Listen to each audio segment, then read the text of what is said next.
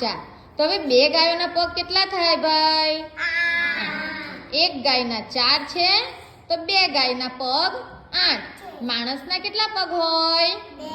2 તો હવે જો કોઈ બોલે ના સારા બેન તમારી આખી લાઈનના કેટલા પગ છે ગણો જોઈએ?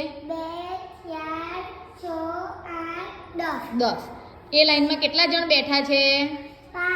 5 જણ તો એકના 2 પગ છે તો 5 ના કેટલા થયા પગ? 10 બેસી જાઓ. આપણી રૂમમાં કેટલા પંખા છે ભાઈ? 4 કેટલા છે? 4 તો એક પંખાની કેટલી પાંખો છે? 3 કેટલા પાંખિયા છે? 3 તો 4 પંખાને કેટલા પાંખિયા છે ગણો જોઈએ?